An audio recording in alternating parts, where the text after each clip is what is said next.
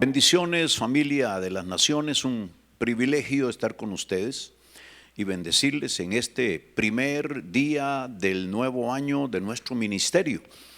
Realizamos ayer una celebración bien interesante con un programa especial que le recomendamos que lo puedas ver a través de Facebook, está ahí en la plataforma y lo puedes ver, acerca de los 43 años del ministerio, y este es un día más del año 44 que empezamos a caminar. Vamos hacia ese cumplimiento por la gracia y el favor de Dios, y nos toca comenzarlo con el programa Leña para el Fuego, en el cual, como ya sabes, y especialmente para los que se están empezando a enterar de este programa, lo hacemos con el fin de cumplir con una petición del Dios Todopoderoso que nos habló profundamente al corazón para tratar de instruir al pueblo de Dios, a las naciones de la tierra, a las familias de los pueblos, acerca de la importancia de tener gobernantes que amen a Dios, gobernantes que adoren a Dios, gobernantes cuya meta principal sea exaltar el nombre del Señor.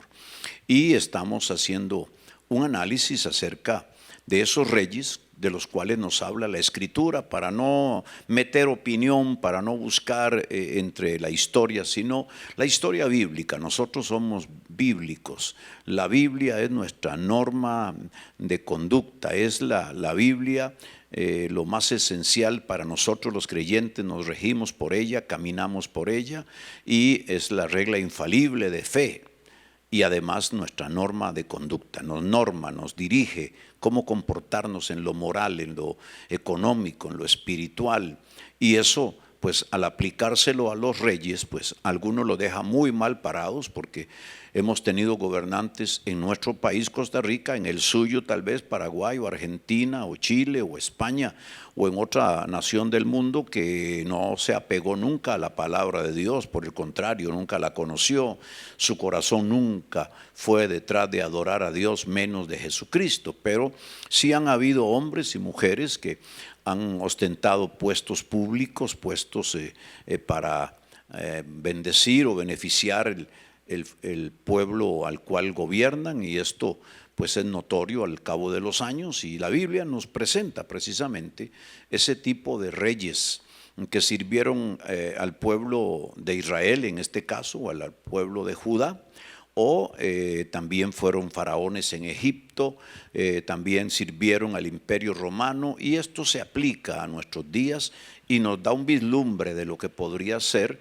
gobiernos con hombres y mujeres que amen a Dios, o lo que podría ser los gobiernos sin Dios, los problemas que podrían desencadenar, y a la vez nos ayuda a entender porque hay muchas cosas que se entraban, porque hay muchas cosas que no prosperan, porque hay muchas cosas que lo único que traen son problemas y circunstancias muy difíciles, porque Dios no está presente, porque Dios no es honrado, Dios no es exaltado, Dios no es invitado inclusive por algunos gobernantes a ayudarle en sus gestiones de gobierno, y por lo tanto los pueblos tienen que sufrir las consecuencias de esto. Y estamos estudiando ya desde la semana pasada a los gobernantes primero de Israel, el caso de Samuel como el último juez de Israel, un gobernante a través de la justicia, un profeta, pero que fue un juez para toda la nación, para dirimir las situaciones entre el pueblo, también con sus hijos que eran jueces en Israel, y que a la vez fue el que introdujo al primer rey de Israel llamado Saúl a petición del pueblo. Dios lo concede, y vimos cómo Saúl fue un rey en que comenzó bien, humilde, manso, sujeto al profeta, sujeto a la voluntad de Dios y a su palabra, pero en la medida en que fue ganando batallas, que fue creciendo, se fue ensoberbeciendo, se fue volviendo desobediente, ya no quiso seguir al profeta de Dios, esperar la bendición de Dios, y hasta terminó consultando una adivina, y esto le quitó bendición y beneficios al pueblo, a él y a su familia. Y entonces, en lugar de mantener una familia que perdurara en el trono de Israel, sus hijos murieron en una batalla con él, y se acabó prácticamente una dinastía que en el fondo nunca empezó. Pero ahora hemos comenzado a hablar de David, el siguiente rey de Israel, que tuvo una actitud totalmente diferente, que viene desde la familia de Isaí, uno de los hombres que provienen de una de las tribus, de la tribu de Judá. Isaí era un hombre con muchos hijos, con varios de ellos, y pues Dios decide que de la casa de Isaí es donde va a escoger el rey que suplirá a Saúl, y envía al profeta Samuel a buscar ese rey y a ungirlo. Son presentados todos los hijos de Isaí, los hermanos de David, hasta el último, y pues Samuel no queda satisfecho, porque él comprende que no está ahí el hombre que va a ser el ungido de Dios para reinar en Israel, y por lo tanto manda a traer al otro, al menor que estaba pastoreando las ovejas de su padre, y cuando él llega, Dios le revela que este es el ungido de Dios, lo unge, y David entra en una preparación de años, porque el muchacho tendría, dicen los historiadores, entre 13 y 15 años, y estuvo preparándose mucho tiempo cerca de Saúl y en el reino, hasta que Saúl muere y él entra a tomar el reinado primeramente en Judá, y después para unificar todas las tribus de Israel, y fue rey durante 40 años. Pero tuvo algunas características interesantes, a diferencia de Saúl, que tuvo que vivir Saúl, sus hijos e Israel derrotas constantes, tuvo que sufrir el alejamiento de Dios, el enojo del profeta, los juicios de Dios. En cambio, David, a pesar de que también en su carne, como una fragilidad humana, falló en repetidas ocasiones, en su espíritu se mantuvo correcto. Siempre su enfoque estuvo puesto en Dios, se mantuvo adorando a Dios. Su meta fue enseñarle al pueblo de Israel a adorar a Dios, y estableció inclusive unas normas extraordinarias que nunca más se vieron en la historia, excepto en su hijo Salomón, que por lo que aprendió lo repite, y es lo que se vino a llamar posteriormente el tabernáculo de David. Fue la institución de una estructura espiritual. Quizás la palabra religiosa no cabe aquí, porque fue eminentemente profética y espiritual esta estructura, la cual consistía en adorar a Dios por turnos. Estableció turnos de adoración, adoradores, músicos, salmistas, y el pueblo mismo tenía acceso a esa adoración. Y David pues adora al Señor y pone al pueblo a adorar por turnos todas las 24 horas del día, de cada semana, de cada mes, y de cada mes de cada año. Y mientras él fue rey, Dios fue adorado con una adoración que se conoce como la adoración continua. Aleluya. David metió al pueblo a adorar a Dios constantemente. Esa fue su meta, esa fue su pasión. Fue como un enamorado de Dios. Él estableció cantores, músicos y toda una estructura para adorar a Dios. Uno pensaría, qué líder religioso tan tremendo, o qué profeta tan tremendo. Desde luego que sí. Fue un líder que llevó a Israel en el campo religioso espiritual adelante, fue profeta también, pero no podemos ignorar que él era, por sobre estas cosas, en su tiempo importante en la historia de Israel, fue su rey, fue su gobernante, fue quien ejerció el gobierno. Y pues es importantísimo entender que él representa a los reyes de la tierra, representa a los príncipes de las naciones, representa a los regentes de pueblos, a los presidentes de naciones, a los primeros ministros de Estado de algún país que se rige por esta vía o esta forma de gobierno, o hasta reyes, que todavía los hay hoy en diferentes países del Asia, en España, en Inglaterra, que ocupan un lugar preeminente en sus naciones. Bueno, David se enfocó en adorar, se le metió entre ceja y ceja levantarle a Dios una casa. Aleluya. Al ver que Dios moraba en tiendas, que la presencia de Dios que se manifestaba en un mueble llamado el Arca del Pacto era llevado para acá y para allá, y él dijo que él quería darle a Dios una casa, un lugar.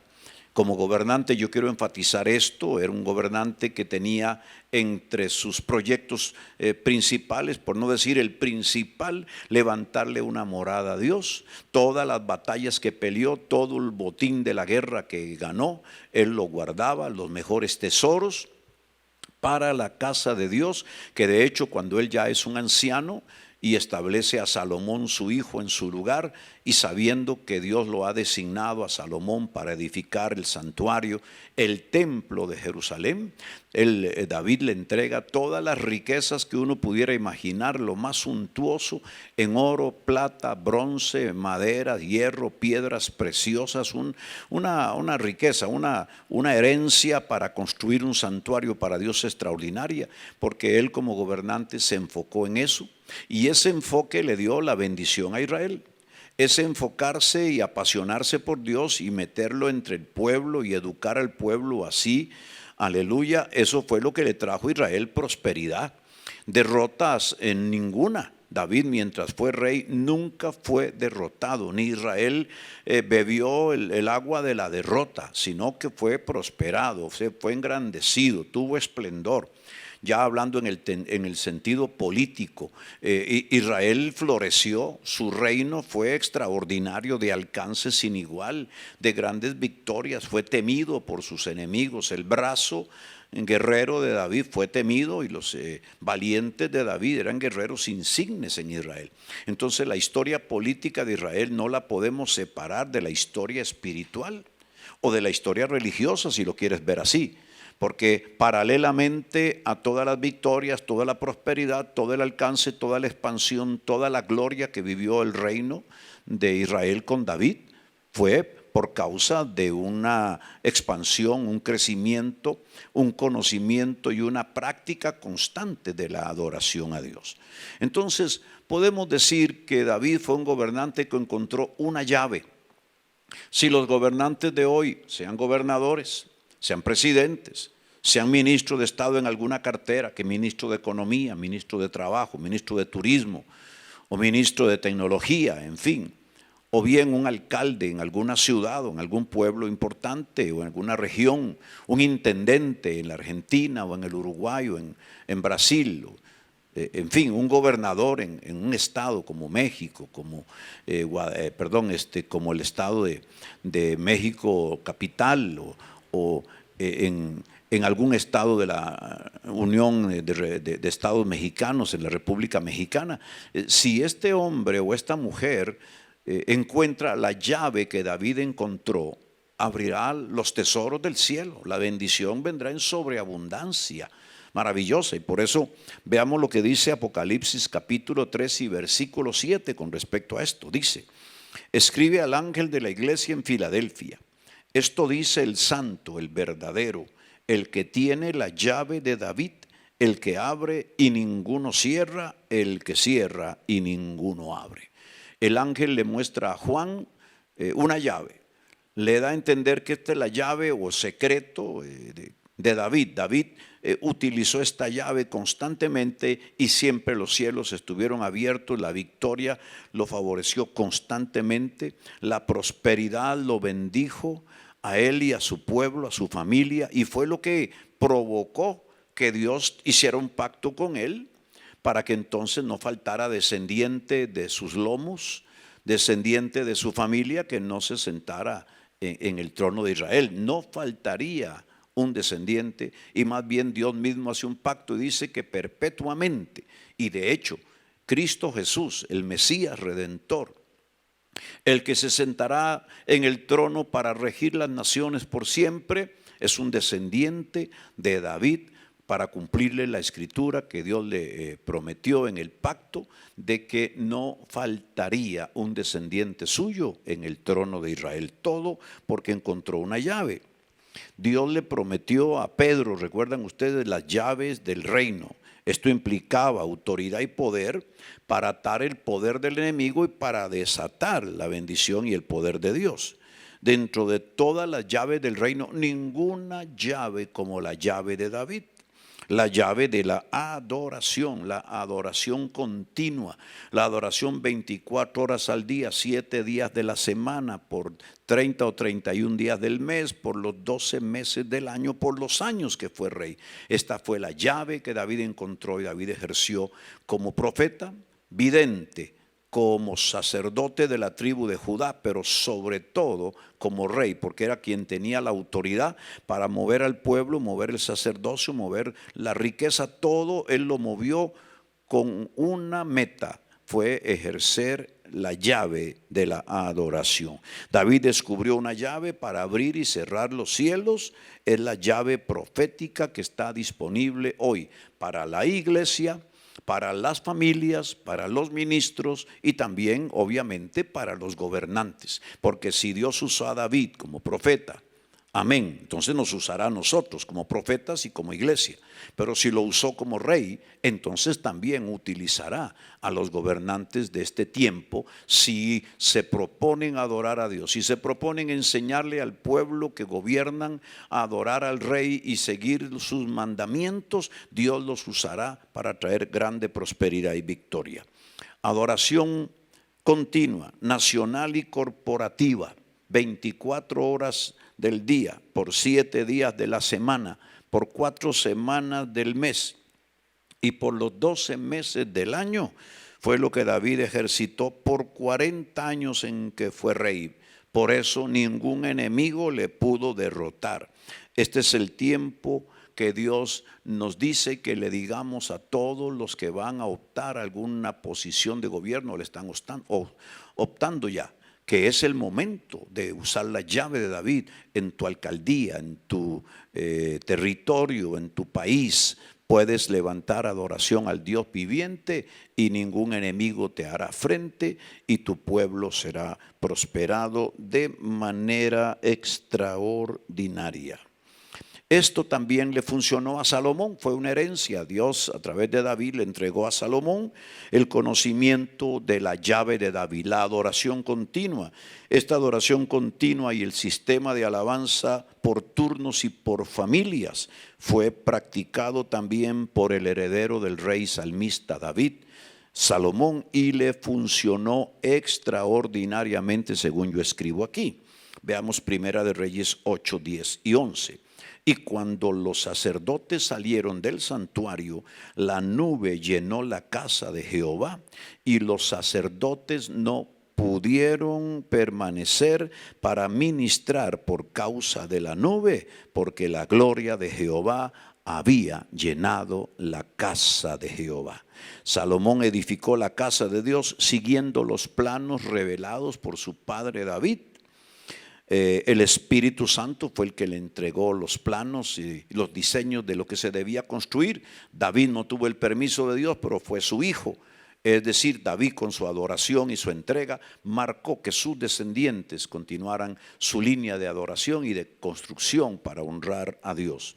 También Salomón incorporó el orden davídico de la adoración continua en el servicio del santuario y el poder de Dios descendió constantemente llenando la casa de su gloria. El secreto de la adoración continua con pasión hizo también de Salomón un hombre notable, un hombre reconocido en el mundo y tuvo paz en su reino. Israel tuvo seguridad, Israel tuvo bendición por causa de esta adoración que traía la presencia del Señor, y a Salomón le funcionó también. Por eso vemos segunda de Crónicas 7:3 que dice: cuando vieron todos los hijos de Israel descender el fuego y la gloria de Jehová sobre la casa, se postraron sobre sus rostros en el pavimento y adoraron y alabaron a Jehová diciendo: porque Él es bueno y su misericordia es para siempre. Reflexionemos. Qué importante es observar la diferencia entre un rey que comenzó bien humilde, siguiendo la palabra, pero luego la despreció, se desvió y terminó consultando a una divina.